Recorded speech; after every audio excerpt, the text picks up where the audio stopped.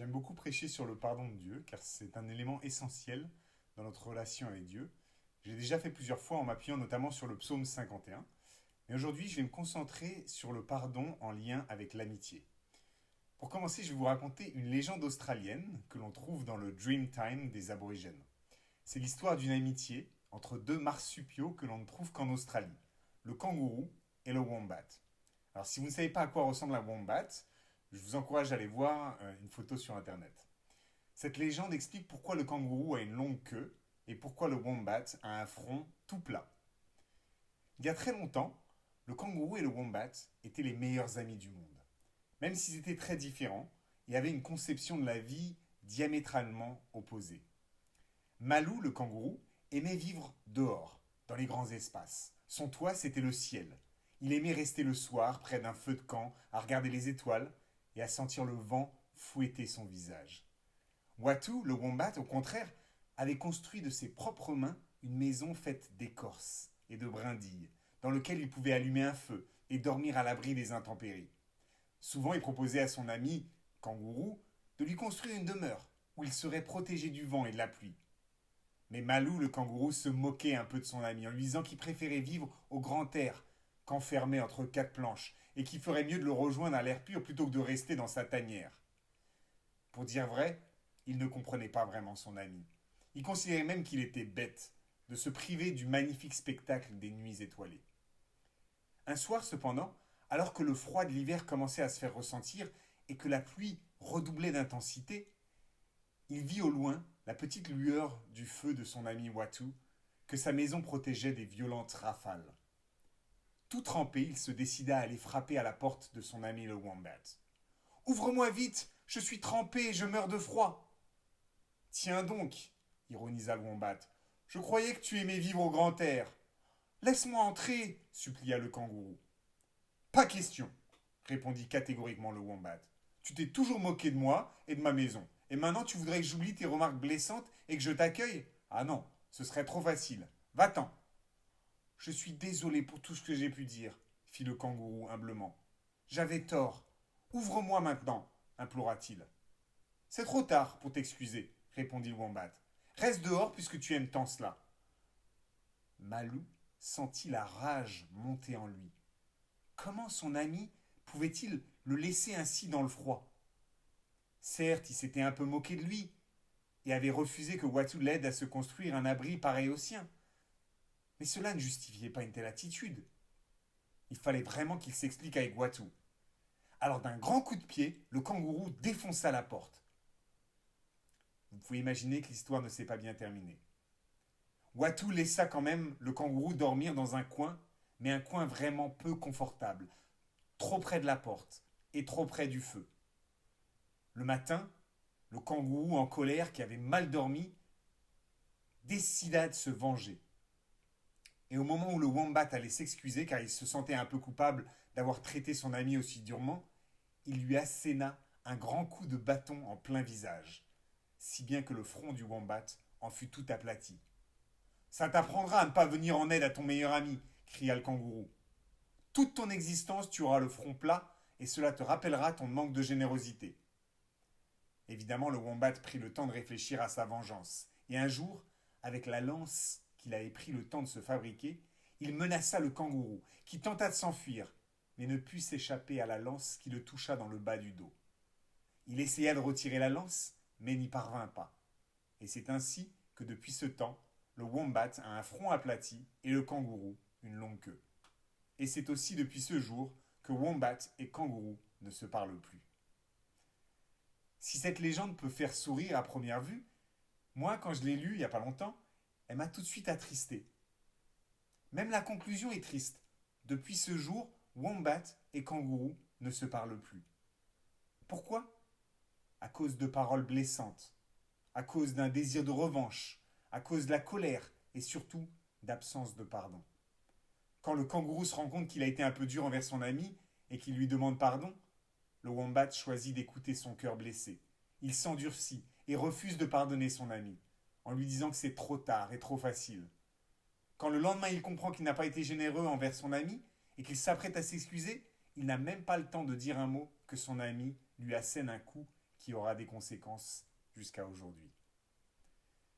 Notre Dieu est un Dieu de pardon, comme on peut le voir dans Néhémie, chapitre 9, versets 16 à 17. Mais nos ancêtres sont devenus orgueilleux et se sont montrés rebelles. Ils n'ont pas obéi à tes commandements. Oui, ils ont refusé d'obéir, oubliant les œuvres extraordinaires que tu avais accomplies pour eux. Ils se sont rebellés et dans leur révolte, ils ont voulu se donner un chef pour retourner à leur esclavage. Mais toi, tu es un Dieu qui pardonne, un Dieu compatissant et qui fait grâce. Tu es lent à te mettre en colère et d'une immense bonté. Tu ne les as pas abandonnés. La première motivation chrétienne pour pardonner est la volonté de ressembler au Père, d'aimer comme il aime, d'agir comme il agit, de pardonner comme il pardonne. En d'autres termes, de l'imiter, comme il est écrit en Éphésiens chapitre 5, verset 1. Puisque vous êtes les enfants bien-aimés de Dieu, suivez l'exemple de votre Père. Que toute votre vie soit dirigée par l'amour, comme cela a été le cas pour le Christ. Mais pardonner son prochain, c'est aussi un ordre de Jésus, qu'on retrouve dans la prière du Notre Père, dans Matthieu chapitre 6, verset 12. Pardonne-nous nos offenses, comme nous aussi nous pardonnons à ceux qui nous ont offensés. Ce n'est pas à sens unique. Nous devons parce que Dieu nous pardonne. Encore plus fort, nous devons pardonner à notre prochain comme Dieu nous pardonne. Dieu aime pardonner. Il pardonne avec amour. Si nous voulons lui ressembler, si nous voulons lui obéir et si tout simplement nous proclamons que nous l'aimons, nous devons pardonner à notre prochain. C'est donc par amour pour notre prochain et par amour pour Dieu et par obéissance que nous pardonnons. Dans Proverbes, chapitre 24, verset 29, il est écrit « Ne dis pas « Je le traiterai comme il m'a traité. Je rendrai à cet homme selon ce qu'il a fait. » Notre réaction automatique et naturelle lorsque quelqu'un nous fait du mal ou dit du mal de nous, c'est de vouloir faire la même chose, lui rendre l'appareil. C'est naturel. Mais Dieu nous demande de ne pas agir ainsi. La vengeance, même à une petite échelle, a toujours des conséquences néfastes. On le voit dans notre légende australienne. Les conséquences sont éternelles, puisqu'encore aujourd'hui, les kangourous ont une longue queue et les wombats un front aplati. Pensez à certaines amitiés que vous avez perdues. La plupart du temps, c'est parce que l'un des deux n'a pas voulu demander pardon ou n'a pas voulu pardonner. Au lieu du pardon, nous laissons parfois s'installer l'amertume. Et l'amertume est une maladie qui nous ronge littéralement de l'intérieur, qui peut causer des troubles de l'estomac ou d'autres réactions psychosomatiques. Le pardon, au contraire, fait du bien à l'autre et nous fait du bien à nous-mêmes. Jésus explique à Pierre dans Matthieu, chapitre 18, verset 22, que nous devons pardonner une même personne, non pas 7 fois, mais jusqu'à 70 fois 7 fois, soit 490 fois. Puis, il raconte la parabole du roi qui remet une très grande dette à son serviteur. Lorsque celui-ci sort du palais, il croise un de ses compagnons qui lui doit de l'argent et exige qu'il lui rembourse sa dette, qui est beaucoup plus petite, et le fait jeter en prison. Quand le roi apprend cela, il convoque le serviteur et revient sur sa décision d'annuler sa dette et le livre au bourreau jusqu'à ce qu'il ait remboursé toute sa dette. Le verset 35 est un avertissement que nous ne devrions pas oublier. Voilà comment mon Père céleste vous traitera, vous aussi, si chacun de vous ne pardonne pas du fond du cœur à son frère. Comment cela ?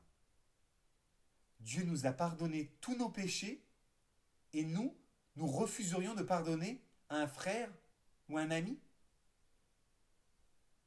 Lorsque nous pardonnons aux autres, nous annulons la dette qu'ils ont envers nous. Nous les libérons de leur dette de la même manière que Dieu nous libère de notre dette. En effet, il n'y a rien de plus libérateur que le pardon.